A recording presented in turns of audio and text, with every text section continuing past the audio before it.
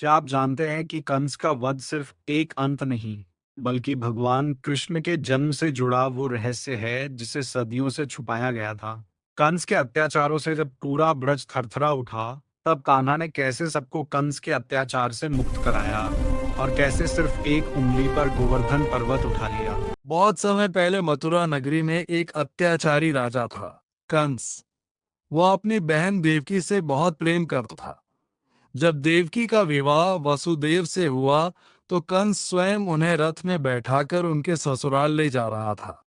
तभी आकाशवाणी हुई, हे कंस, जिस देवकी को तू इतना प्यार करता है, उसी का 8वां पुत्र तेरी मृत्यु का कारण बनेगा। ये सुनते ही कंस भय और क्रोध से पागल हो गया।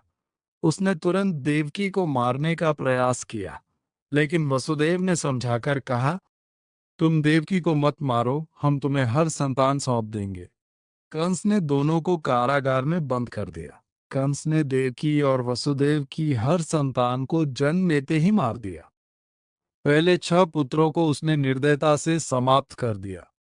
7वें पुत्र बलराम को भगवान की माया से रोहिणी के गर्भ में स्थानांतरित कर दिया गया।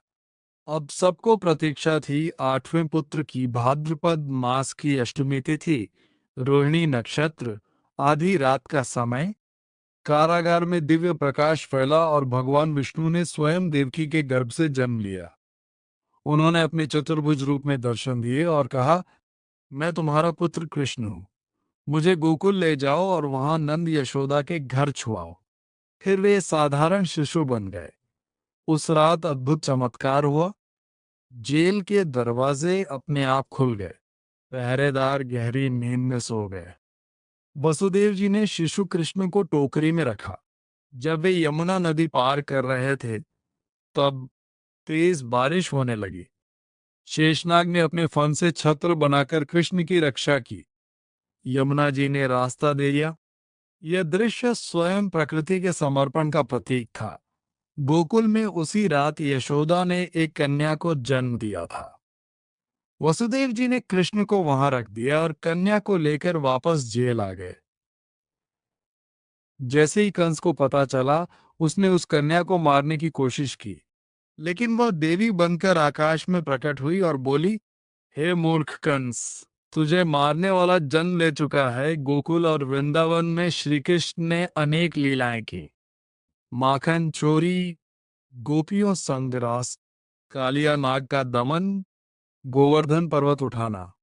इन लीलाओं में प्रेम, भक्ति और धर्म का गहरा संदेश छिपा है। कंस वध, अधर्म का अंत। जब कृष्ण बड़े हुए तो उन्होंने मथुरा जाकर कंस का वध किया और अपने माता पिता को मुक्त कराया। ये दर्शाता है कि अधर्म चाहे कितना भी शक्तिशाली हो, अंत में धर्म की ही जीत होती है। जन्माष्टमी का महत्व, ये दिन हमें सिखाता है कि बुराई का अंत निश्चित है। सत्य और धर्म की हमेशा जीत होती है। भगवान हमेशा अपने भक्तों की रक्षा करते हैं। इस दिन लोग व्रत रखते हैं, भजन कीर्तन करते हैं, रात 12 बजे जन्मोत्सव मनाते हैं।